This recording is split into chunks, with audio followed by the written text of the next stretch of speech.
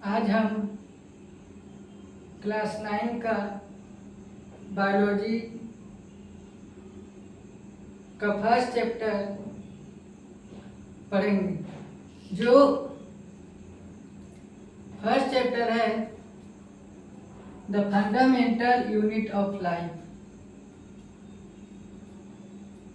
यानी कि the fundamental unit of life में पढ़ेंगे कि सेल के बारे में। जो सेल होता है वो structure and functional unit of life, यानी कि एक ऑर्गेनिज्म में जो सबसे छोटी इकाई होता है उसे हम सेल कहते हैं। हमारे बॉडी में मिलियंस सेल है और हमारे बॉडी जो है एक छोटे छोटे सेल से बना हुआ है। तो जो सेल है, सेल का the cell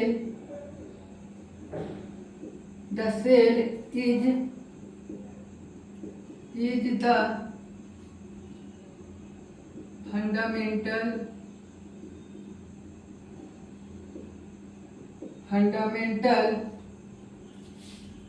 structure and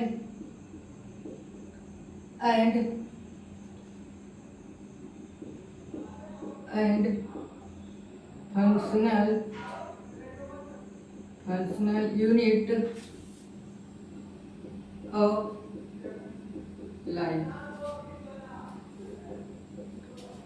cell जो है, सेल का हिंदी होता है कोशिका। Fundamental structure functional unit of life, यानी कि लाइफ का मतलब हुआ कि लिविंग ऑर्गेनिजम्स, जो भी लिविंग ऑर्गेनिज्म है, चाहे वो बैक्टीरिया हो या एनिमल्स हो या प्लांट्स हो या पारामेशियम हो, कोई भी लिविंग ऑर्गेनिज्म हो, उसके अंदर जब एक ऑर्गेनिजम्स का निर्माण सेल से होता है। और सेल जो है एक सबसे छोटी इकाई होते हैं हमारे बॉडी के। तो अब समझेंगे स्ट्रक्चरल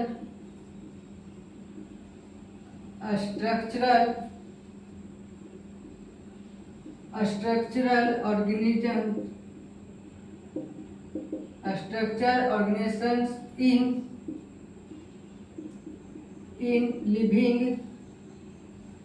लिविंग ऑर्गेनिज्म।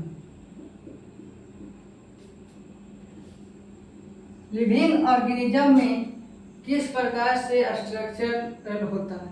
सबसे पहले जो होता है सेल, जो हमारे बॉडी का सबसे छोटे इकाई होता है, उसे हम सेल कहते हैं। सेल जो है, सेल है, ये सिंगल सेल है। जब ए सेल ग्रुप में हो जाता है, यानी कि ग्रुप ऑफ सेल, जिसे हम कहते हैं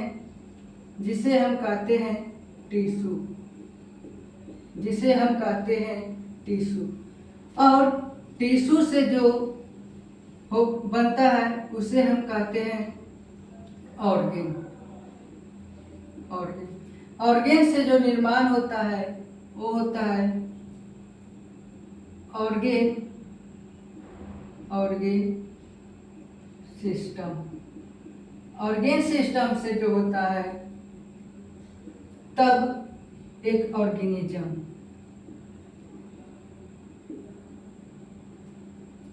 सबसे पहले सेल था जो हमारे सब बॉडी का, हमारे शरीर का जो लिविंग ऑर्गेनिजम्स होता है उसके सबसे छोटे इकाई सेल कहते हैं। सेल का जो ग्रुप है, एक सेल था तो सेल है। जब एक ग्रुप में यानी कि एक से अधिक सेल हुआ तब हम इसे टिश्यू कहते हैं।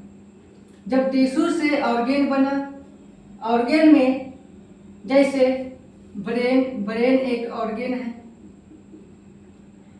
हार्ट भी एक ऑर्गन है, ये सब। और ऑर्गन से जो बना ऑर्गन सिस्टम क्या होता है? ऑर्गन सिस्टम में जैसे डाइजेस्टिव सिस्टम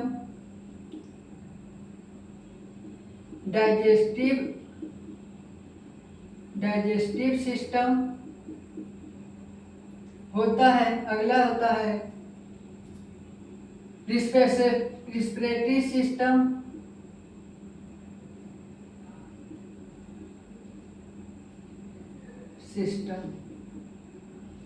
और ऑर्गन सिस्टम से बनता है ऑर्गेनिज्म, और ऑर्गेनिज्म से हमारे बॉडी का निर्माण होता है। यानी कि हम कह सकते हैं कि जो हमारे बॉडी का निर्माण हुआ वो एक सेल से हुआ, और हमारे बॉडी में मिलियन सेल है, और हमारा बॉडी एक छोटे इकाई सेल से बनकर बना हुआ है। तो सेल से बना टिश्यू से बना ऑर्गन से बना ऑर्गन सिस्टम, और ऑर्गन सिस्टम से बना ऑर्गेनिज्म। जो सेल है वो सबसे छोटी इकाई है हमारे बॉडी का। फिर जब एक सेल से अधिक हो गया तो ग्रुप में हो गया। एक से अगर कोई 2 हो जाता है तो ग्रुप में हो जाता है। तो ग्रुप ऑफ सेल को हम कहते हैं टिश्यू। ग्रुप ऑफ सेल को कहते हैं टिश्यू। ग्रुप ऑफ सेल को हम कहते हैं टिश्यू। और टिश्यू से जो बना ऑर्गन में ब्रेन, हार्ट, ऑर्गन से जो बना organ system, digestive system, respiratory system, और है ऑर्गन सिस्टम से बना ऑर्गेनिज्म। यानी कि ये प्रक्रिया से जो हमारे बॉडी है का निर्माण हुआ। फिर से समझते हैं the fundamental unit of life, जो सेल होता है। सेल का हिंदी होता है कोशिका। जो हमारे लाइफ का सबसे छोटी इकाई, यानी कि हमारे बॉडी का, हमारे शरीर का जो सबसे छोटी इकाई होता है वो सेल होता है। और सेल से ही हमारे बॉडी का निर्माण हुआ। एक छोटा छोटा सेल से बनकर हमारे बॉडी का निर्माण हुआ। जिस प्रकार एक जब घर का निर्माण होता है तो एक ईंटा के ऊपर दूसरे ईंटा को लगाया जाता है। यानी कि सेल है, मान लेते ईंटा एक सेल है।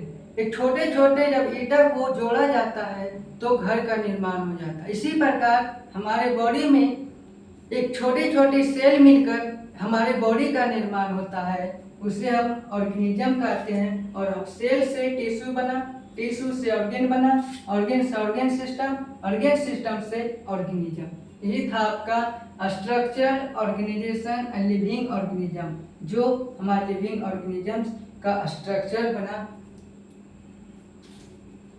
में डिस्कवरीज रिलेटेड टू सेल, यानी कि सेल के डिस्कवर्स कौन किए थे? तो सेल का जो डिस्कवर्स किए, जो सेल का डिस्कवर हुआ है वो रॉबर्ट हुक ने किया। रॉबर्ट हुक कब किए? 1665 में। जो सेल का खोज है किए रॉबर्ट हुक 1665 में। और ये जो सेल का खोज किए हैं वो जो सेल था किस प्रकार का सेल था? वो सेल डेड सेल था। जो रॉबर्ट हुक ने सेल का खोज किए थे, जो सेल था डेड। सबसे पहले इसके रॉबर्ट हुक ने एक पेड़ जिसका नाम था ओक ट्री का जो स्टीम था, स्टीम के बाहरी लेयर जो आउटसाइड का लेयर था,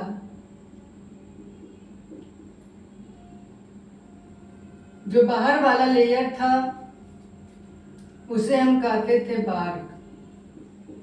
बार्क के भी एक बाहर लेयर था जिसे कहते हैं कॉर्क। यहां से ही सेल का खोज हुआ था।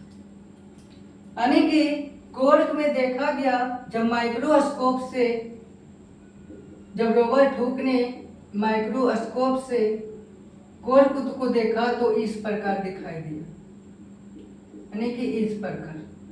तो यहाँ से रॉबर्ट हुक ने पता किए कि जो सेल है, ये सेल जो है डेड सेल है। तो ये सेल जो है डेड सेल। सेल का जो कवर किए, यानी कि डिस्कवर किए, वो किए रॉबर्ट हुक ने 1665 में। वो ओक ट्री से किए थे, और ओक ट्री का जो स्टीम था, स्टीम यानी कि तना वाले पार्ट को, उसके बाहर में बार्क था। बार्क के जो बाहर वाला हिस्सा था उसे कॉर्क कहते हैं, और कॉर्क से ही माइक्रोस्कोप में देखा गया तो इस तरह का स्ट्रक्चर दिखाई दिया। और जो ये सेल था, जो रॉबर्ट हुक ने सेल का खोज किया था, वो सेल का खोज किए थे डेड सेल का। जो रॉबर्ट हुक ने सेल का डिस्कवर किए, वो कैसा सेल था? वो डेड सेल था। अगला जो एक साइंटिस्ट थे, एंटोनी वैन लीeuwenhoek, ये जो एक लिविंग ऑर्गेनिजम्स सेल का डिस्कवर किया। ये जो थे a living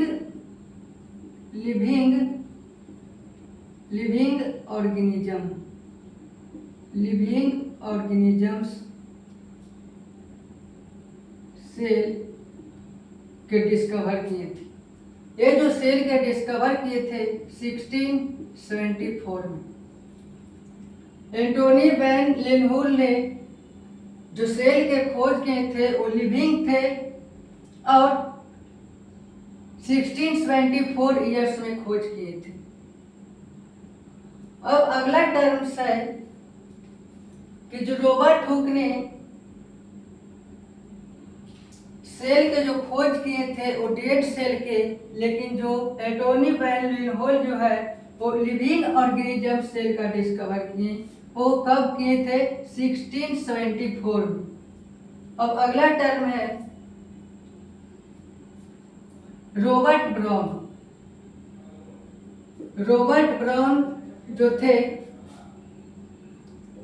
Robert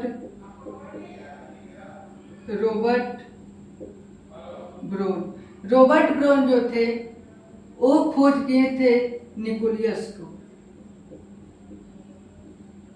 Robert brown जो थे और खोज किए थे न्यूक्लियस के, और जो न्यूक्लियस का खोज हुआ है वो 1831 ईयर्स में हुआ, यानी कि 1831 ईस्वी में रॉबर्ट ब्राउन ने न्यूक्लियस के खोज किए थे। अब है कि जो सेल है, सेल के अंदर बहुत सारे पार्ट्स होते हैं, तो हम हर एक पार्ट्स को एक एक करके पढ़ेंगे। तो ये सेल है, सेल के अंदर प्रेजेंट होता है न्यूक्लियस। ये जो है, ये है न्यूक्लियस। न्यूक्लियस को हम कहते हैं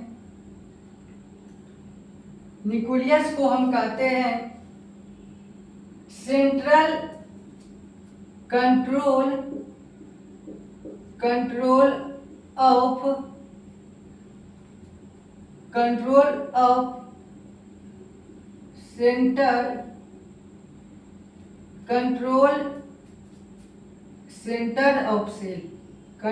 सेंटर ऑफ सेल। ये सेल है, सेल के अंदर न्यूक्लियस प्रेजेंट होता है। न्यूक्लियस के हम कहते हैं कंट्रोल सेंटर ऑफ सेल। अब है एक और साइंटिस्ट थे जिसका नाम था पुरकनिजी, PURKINJE,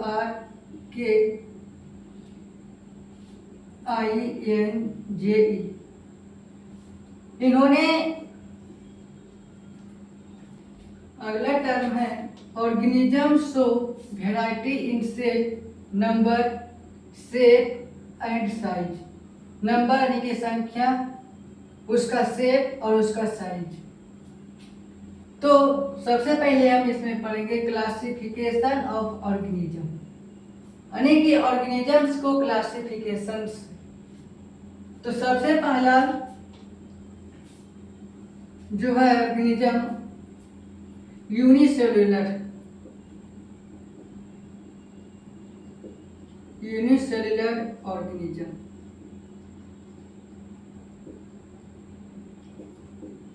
दूसरा जो है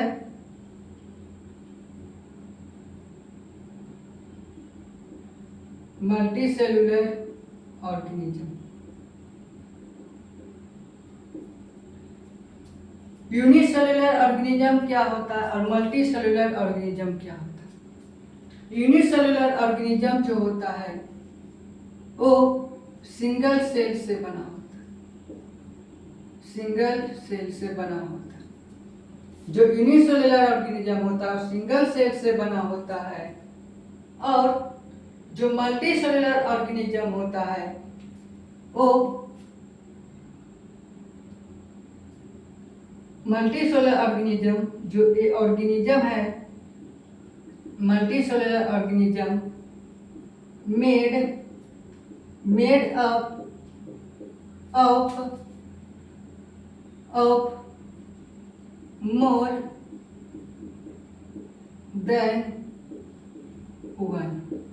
इसका मतलब क्या होगा? जो मल्टीसेल्युलर, मल्टी का मतलब होता है एक से अधिक, और यूनिसेलुलर का मतलब होता है एक से, यानी कि सिंगल से। मल्टी का मतलब होता है एक से अधिक, जो है एक सेल से अधिक बना हुआ। अब इसमें जानते हैं कि सिंगल सेल कौन कौन सा होता है। तो सिंगल सेल जो होता है वो बैक्टीरिया, बैक्टीरिया जो होता है एक सिंगल सेल होता है। दूसरा पारामेशियम, पारामेशियम। तीसरा जो है वो है ईस्ट। ईस्ट को हम कहते हैं फंगी। एक चौथा जो है वो है प्लाज्मोडियम।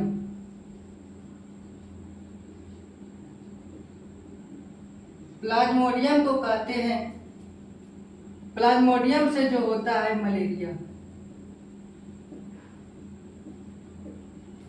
यूनिसेलुलर ऑर्गेनिज्म में एक सिंगल सेल से बना होता है, जैसे बैक्टीरिया, पारामेशियम, ईस्ट जो फंगी होता है, जो केक वगैरह में डाला जाता है। और दूसरा जो है प्लाज्मोडियम, प्लाज्मोडियम के कारण जो होता है मलेरिया हो जाता है। अब है मल्टीसेल्युलर ऑर्गेनिज्म। मल्टीसेल्युलर ऑर्गेनिज्म में एक होता है एनिमल्स, दूसरा होता है प्लांट्स। मल्टीसेल्युलर ऑर्गेनिजम्स का मतलब होता है कि जो एनिमल्स है और जो प्लांट्स है उसके बॉडी में, यानी कि एक सेल से अधिक सेल से, मिलियनों सेल से हमारे बॉडी का निर्माण हुआ है। एनिमल्स का जो हुआ मल्टीसेल्युलर सेल से निर्माण हुआ, और प्लांट्स का भी मल्टीसेल्युलर ऑर्गेनिज्म से, यानी कि एक सेल से अधिक से हमारे बॉडी का निर्माण हुआ, यानी कि मिलियंस ट्रिलियंस सेल से हमारे बॉडी का निर्माण होता है। उसे हम मल्टीसेल्युलर ऑर्गेनिज्म कहते हैं। और मल्टीसेल्युलर ऑर्गेनिज्म जो होता है एक सेल से अधिक होता है, जैसे एनिमल्स, प्लांट्स। यूनिसेल्युलर ऑर्गेनिज्म जो होता है वो एक सिंगल सेल होता है, जैसे बैक्टीरिया, पारामेशियम, ईस्ट जिसे हम फंगी भी कहते हैं।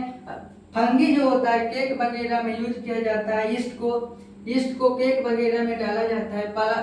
प्लाज्मोडियम जो होता है जिसके कारण मलेरिया होता है। यही था आपका क्लासिफिकेशन ऑफ ऑर्गेनिज्म। अब पढ़ेंगे जो सेल का शेप यानी कि शेप सेल शेप का सेल कैसा, शेप का सेल डिफरेंट प्रकार का होता है, ना कि सिर्फ इसी प्रकार का सेल होता है, नहीं, इस प्रकार का सेल भी होता है और अलग प्रकार का भी सेल का शेप होता है। सबसे पहले हम एक सेल लेते हैं आरबीसी, जिसे हम कहते हैं रेड ब्लड सेल। इसका जो रेड ब्लड सेल है, इसका जो शेप होता है वो होता है बाय कॉन्केव। बाय कॉन्केव जो होता है उसका इस प्रकार का होता है, इस प्रकार का शेप होता है। शेप जो सेल है वो आरबीसी का सेल रेड यानी कि रेड ब्लड सेल, आर से रेड, बी से ब्लड, सी से सेल। इसको जो है इसका शेप जो होता है वो बाइकॉन्केव होता है और बाइकॉन्केव का शेप इस प्रकार होता है। अगला है smooth muscle cell. Smooth muscles cell. Smooth muscle cells जो होता है इसका शेप जो होता है स्पाइंडल होता है। स्पाइंडल का मतलब होता है इसका शेप जो है इस प्रकार होता है, इस प्रकार का शेप होता है। ये शेप सेल है यानी कि सेल का किस प्रकार का शेप होता है, अलग अलग डिफरेंट प्रकार का शेप होता है। जैसे आरबीसी का लिए तो इसका शेप जो था बाइकॉन्केव था, बाइकॉन्केव इस प्रकार का होता है। और स्मूथ मसल सेल का लिए तो इसका स्पाइंडल शेप होता है जो इस प्रकार का होता है। यही था आपका शेप ऑफ सेल। अब अगला सेल होता है जो अगला शेप सेल जो है हम लेते हैं न्यूरॉन सेल, जिसे हम नर्व सेल भी कहते हैं, नर्व सेल। इसका जो शेप होता है,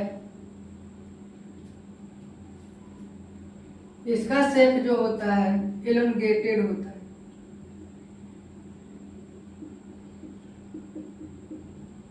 एलोंगेटेड का मतलब होता है एलोंगेटेड प्लस ब्रांचेस। ये जो है इसका शेप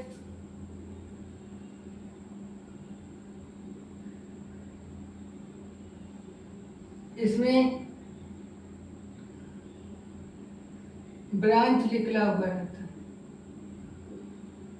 अब ये बीच से एक लाइन होता है,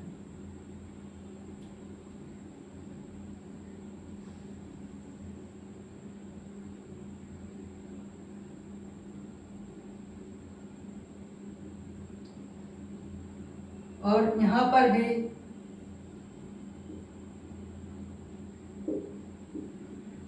ये जो शेप है न्यूरॉन का, न्यूरॉन का जो शेप है वो एलोंगेटेड प्लस ब्रांचेस, ये जो पेड़ का पत्ते जैसा निकला हुआ रहता है इसे ब्रांचेस और एलोंगेटेड शेप का होता है। यही था आपका न्यूरॉन का नर्व सेल का। अब है स्मॉलेस्ट लिविंग सेल, सबसे छोटा सेल। अब लॉन्गेस्ट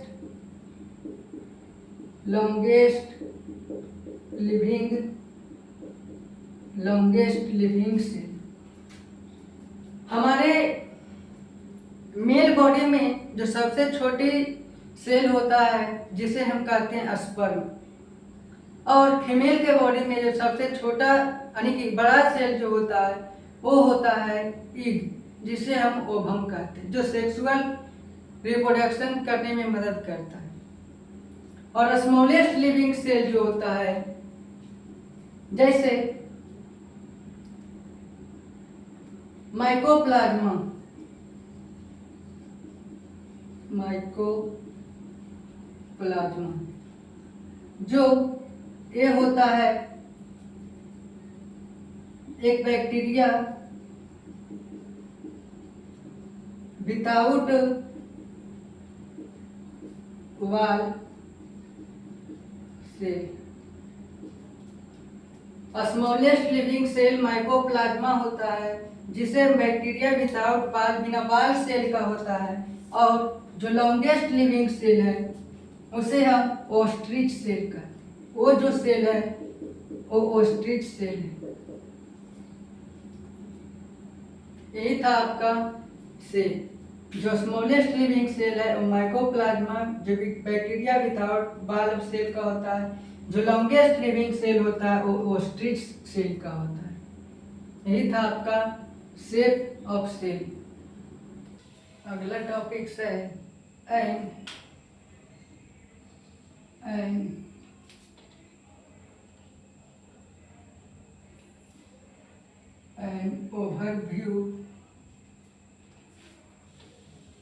an overview of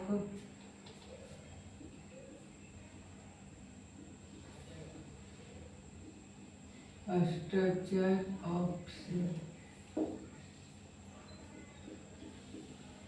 अगला टर्म्स है an overview structure of cell. इसका मतलब कि सेल में क्या क्या चीज प्रेजेंट होता है, सेल में कौन सा ऑर्गेनेल्स प्रेजेंट होता है, उसके बारे में समझिए। सबसे पहले एक सेल को हम ड्रॉ करते हैं। ये एक cell,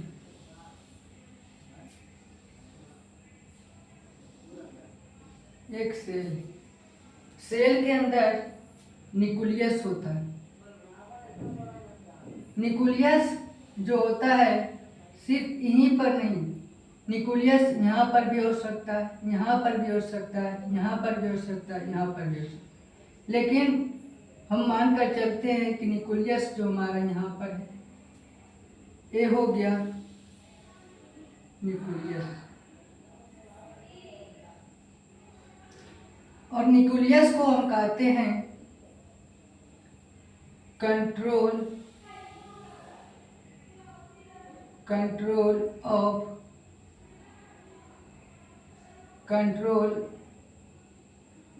centre of cell. Nucleus को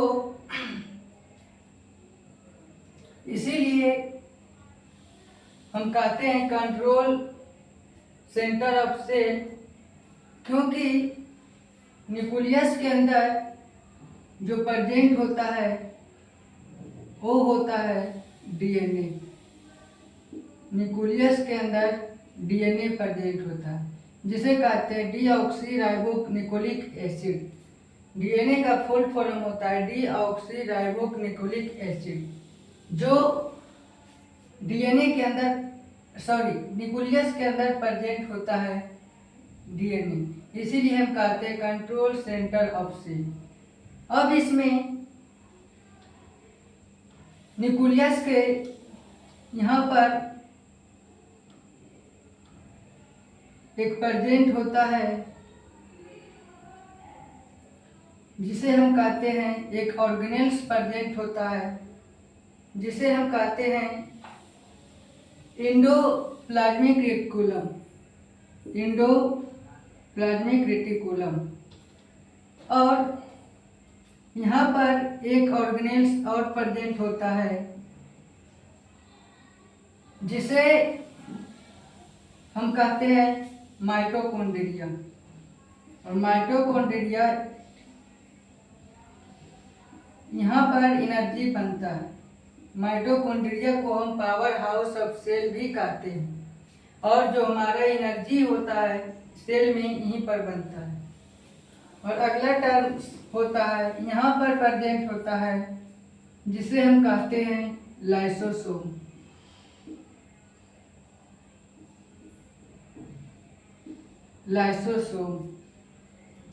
और यहाँ पर एक ऑर्गेनेल्स और प्रेजेंट होता है जिसे हम कहते हैं वैक्यूल। और यहाँ पर एक होता है ये जो पूरे पार्ट जिसे हम कहते हैं साइटोप्लाज्म।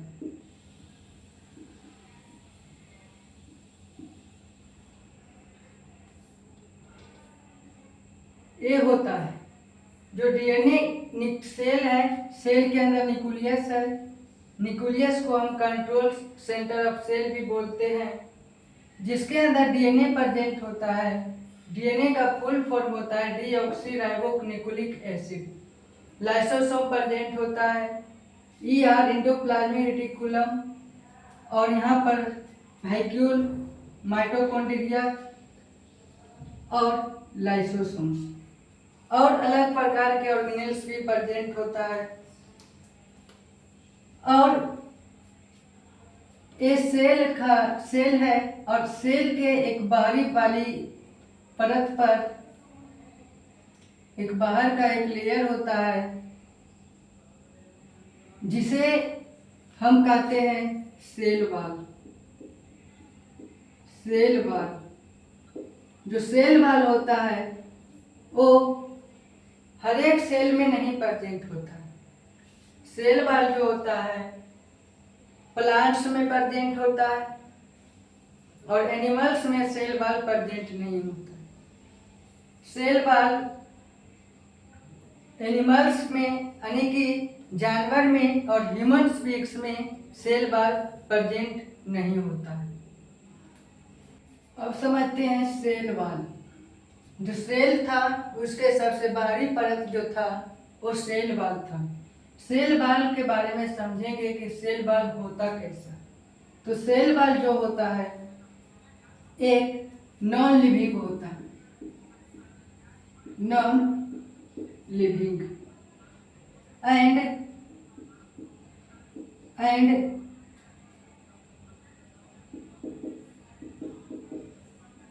जो नॉन लिविंग एंड रिगिड होता है, जिसे हम कहते हैं रिगिड का मतलब होता है नॉट फ्लेक्सिबल। नॉट फ्लेक्सिबल यानी कि जो सेल के जो बाहर वाले पार्ट होते हैं उस सेल वाल होते हैं जो नॉन लिविंग होते हैं और नॉट फ्लेक्सिबल यानी कि हार्ड होते हैं, जो उसके सेल के अंदर कोई मटेरियल आने के लिए वो रोकता है। इसीलिए वो जो होता है हार्ड होता है यानी कि नॉट फ्लेक्सिबल। इसी को हम सेल वॉल कहते हैं। और सेल वॉल नॉन लिविंग होता है। का टर्म है cell wall and its composition, यानी कि सेल वॉल जो होता क्या है, सेल के बाहर में प्रेजेंट होता है आउटर मोस्ट लेयर में सेल वॉल। सेल वॉल जो होता है वे होता है नॉन लिविंग एंड रिजिड। इसका मतलब हुआ कि नॉट फ्लेक्सिबल, नॉट फ्लेक्सिबल यानी कि ये हार्ड होता है। जो सेल वॉल होता है वो हार्ड होता है। और जो दूसरा होता है इसका काम जो सेल वॉल का प्रोटेक्शन ऑफ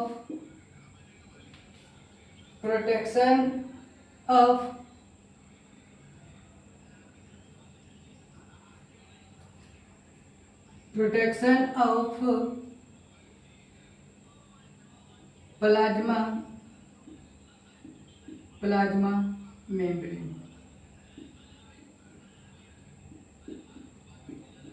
जिसे हम कहते हैं प्लाज्मा मेम्ब्रेन को हम कहते हैं सेल मेम्ब्रेन भी।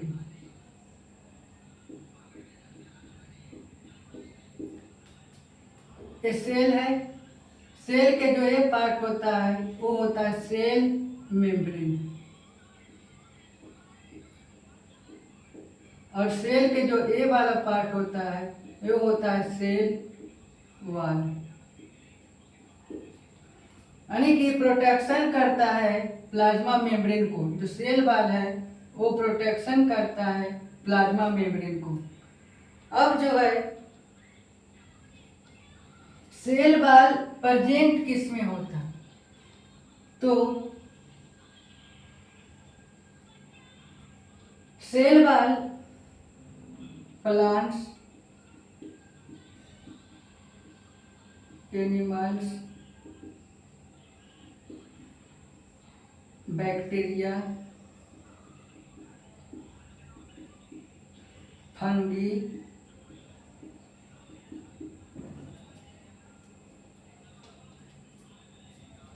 वायरस,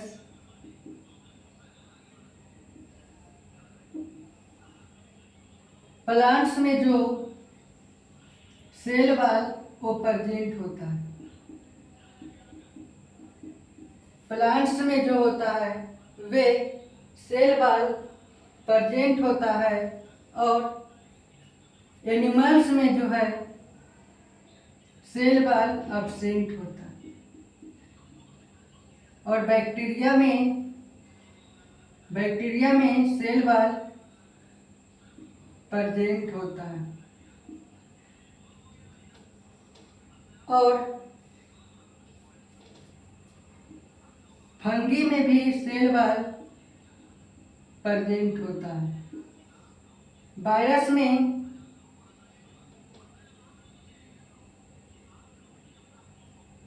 सेल वाल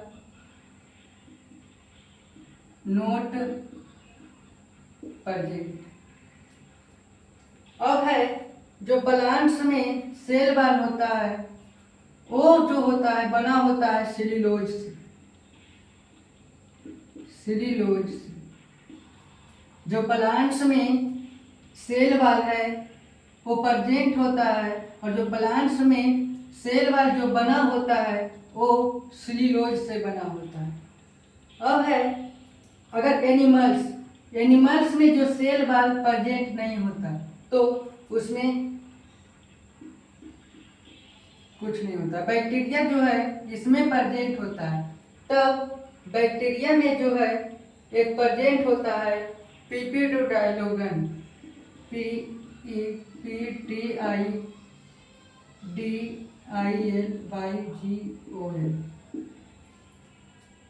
और फंगी में जो सेल वाल प्रेजेंट होता है जिसे कहते हैं चिटेन।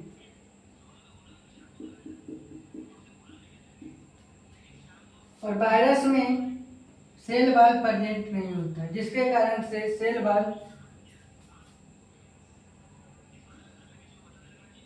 यही था आपका सेल वाल के बारे में। अब है सेल वाल के बाद जो लेयर होता है वे होता है प्लाज्मा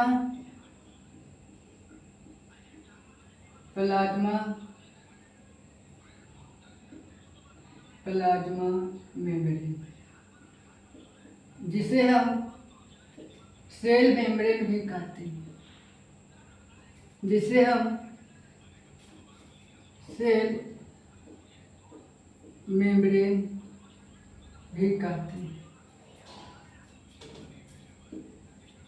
प्लाज्मा मेम्ब्रेन जो होता है वे होता है,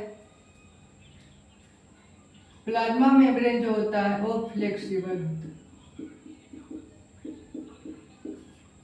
और साथ ही साथ जो प्लाज्मा मेम्ब्रेन बना होता है वो लिपिड से बना होता है और प्रोटीन से। जो प्लाज्मा मेम्ब्रेन होता है वो जो बना होता है लिपिड से और प्रोटीन से, और जो प्लाज्मा मेम्ब्रेन होता है वो फ्लेक्सिबल होता है, यानी कि लचीलापन से लचीला होता है। और जो प्लाज्मा मेम्ब्रेन होता है उसका जो लेयर होता है वो बायो लेयर होता है। अब बायो लेयर का मतलब होता है डबल लेयर होता है। और इसका जो शेप होता है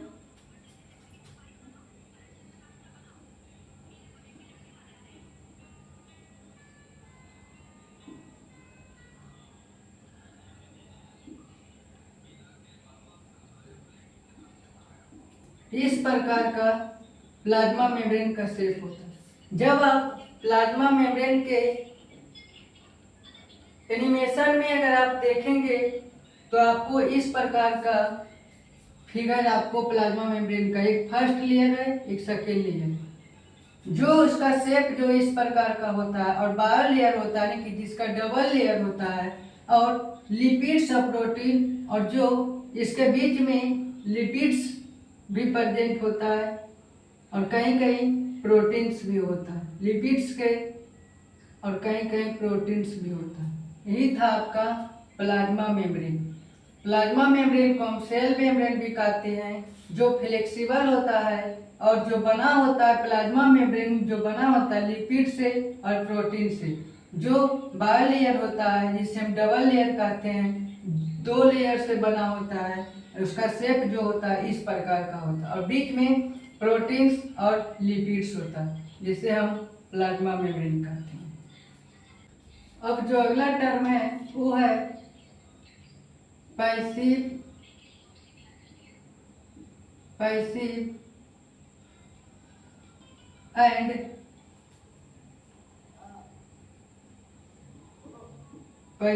एंड एक्टिव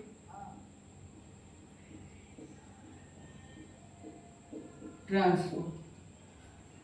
क्या होता है पैसिव एंड एक्टिव ट्रांसपोर्ट? सबसे पहले समझेंगे कि पैसिव ट्रांसपोर्ट क्या होता है। तो सबसे पहले हम पैसिव के बारे में जानें। जो पैसिव ट्रांसपोर्ट होता है उसका जो होता है हायर से लोअर की ओर। पैसिव ट्रांसपोर्ट जो होता है हायर से लोअर की ओर होता है, और इसमें जो होता है नो एनर्जी रिक्वायर्ड, इसमें एनर्जी की जरूरत नहीं पड़ती। अब जो है इसका जो मूवमेंट होता है it is slow movement.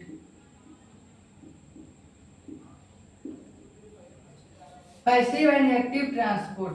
Passive transport में जो हायर कंसंट्रेशन से लोअर कंसंट्रेशन की ओर जाता है, यानी कि हायर कंसंट्रेशन से लोअर की ओर मूव करता है, और इसमें जो एनर्जी की रिक्वायरमेंट नहीं होती है, और इस जो होता है स्लो मूवमेंट होता है।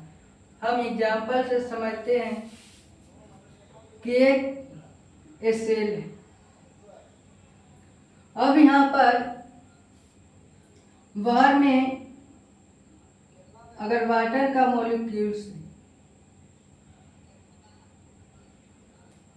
या तो मान लेते हैं एक ग्लूकोज, और अंदर में जो है ग्लूकोज कम है, ये भी ग्लूकोज है यहाँ पर भी, लेकिन यहाँ पर जो बाहर में ग्लूकोज का संख्या है यानी कि मात्रा ज़्यादा है, और अंदर में जो है कम है, यानी कि हायर है, इधर पर ज़्यादा है, यहाँ पर कम है। तो हायर से जब लोअर की ओर ये ग्लूकोज जब अंदर जाएगा तो हायर से लोअर की ओर मूव करेगा। तो जब हायर से लोअर की ओर जाता है तो यानी कि हायर कंसंट्रेशन से लोअर कंसंट्रेशन की ओर मूव करता है, तो उसे हम कहते हैं पैसिव ट्रांसपोर्ट, और इसमें एनर्जी रिक्वायर्ड नहीं होता है, और एक स्लो मूवमेंट में एक वर्क करता है। यही था आपका पैसिव ट्रांसपोर्ट। अब अगला है एक्टिव ट्रांसपोर्ट। एक्टिव ट्रांसपोर्ट क्या होता है? एक्टिव ट्रांसपोर्ट जस्ट उल्टा होता है पैसिव ट्रांसपोर्ट का। एक्टिव ट्रांसपोर्ट जो होता है वे होता है लोअर से हायर की ओर मूव करना, लोअर कंसंट्रेशन से हायर कंसंट्रेशन की ओर जाना। इसमें जो होता है एनर्जी की रिक्वायर्ड होता है, और इसमें जो मूवमेंट होता है वो रैपिड मूवमेंट होता है, यानी कि फास्ट मूवमेंट होता है, रैपिड मूवमेंट। एक्टिव ट्रांसपोर्ट में एक सेल है और बाहर में कोई सब्सटेंस है और अंदर में भी है। जब ये सब्सटेंस हायर से लोअर से हायर की ओर मूव करता है, यानी कि लोअर से हायर, यानी कि यहाँ पर कम है और यहाँ पर ज़्यादा, तो लोअर से जब हायर की ओर मूव करता है तो उसे हम कहते हैं एक्टिव ट्रांसपोर्ट। और इसमें जो लोअर से जब हायर की ओर मूव करता है, ट्रांसपोर्ट करता है, तो इसमें एनर्जी की रिक्वायर्ड होता है और रैपिड मूवमेंट होता है, यानी कि फास्ट मूवमेंट होता है। तो ये जो कौन सा मूवमेंट हुआ, ये जो मूवमेंट हुआ है एक्टिव मूवमेंट, एक्टिव मूवमेंट। ये था आपका passive and active movement. Passive movement में हम बताए थे कि जो हायर कंस्ट्रक्शन से लोअर कंस्ट्रक्शन की ओर जाता है, और पैसिव मूवमेंट में एनर्जी की जरूरत नहीं पड़ता है और उसमें जो स्लो डाउन में मूवमेंट होता है। और एक्टिव में जो होता है लोअर से हायर की ओर मूव करता है और इसमें एनर्जी की रिक्वायर्ड होता है और ये रैपिड मूवमेंट होता है। यही था आपका passive and active transport. Passive and active transport. Passive transport भी दो प्रकार के होते हैं। पैसिव ट्रांसपोर्ट, एक होता है डिफ्यूजन और दूसरा होता है ओस्मोसिस। डिफ्यूजन में जो होता है वो सॉलिड, लिक्विड और गैस, और ओस्मोसिस में जो होता है वाटर मॉलिक्यूल्स। यहाँ पर जब यहाँ पर ऑक्सीजन की मात्रा अगर ज़्यादा हो जाए और अंदर में ऑक्सीजन कम है, तो जहाँ पर ज़्यादा है और अंदर में कम है तो अंदर में बाहर में ज़्यादा है तो ये अंदर की ओर मूव करेगा। यही होता है डिफ्यूजन। अगर बाहर ज़्यादा है अंदर कम है तो अंदर की ओर मूव करता है, जब अंदर ज़्यादा हो जाएगा तो बाहर की ओर मूव करेगा। अब है ओस्मोसिस। ओस्मोसिस में जो होता है वो वाटर मॉलिक्यूल्स, जब यहाँ पर वाटर मॉलिक्यूल्स अगर ज़्यादा है और यहाँ पर कम है तो जो वाटर मॉलिक्यूल्स है एक अंदर की ओर मूव करेगा। लेकिन यहाँ पर जो होता है water molecules selectively permeable membrane होता है, यानी कि यहाँ पर जो मेम्ब्रेन है परमेबल मेम्ब्रेन, वो सिलेक्टिवली करके वाटर मॉलिक्यूल्स को अंदर की ओर मूव कराता है। यही था आपका पैसिव ट्रांसपोर्ट, डिफ्यूजन और ऑस्मोसिस। सॉलिड, लिक्विड, गैस में ज़्यादा यहाँ अगर बाहर में ज़्यादा कोई चीज़ मटेरियल या सब्सटेंस रहता है तो अंदर की ओर मूव करता है, अगर अंदर में ज़्यादा होता है तो बाहर की ओर जाता है। और यहाँ पर अगर वाटर मॉलिक्यूल्स ज़्यादा था तो अंदर की मूव किया, सिलेक्टिवली परमेबल मेम्ब्रेन सिलेक्ट करके अंदर की ओर करता है। ये था आपका पैसिव ट्रांसपोर्ट।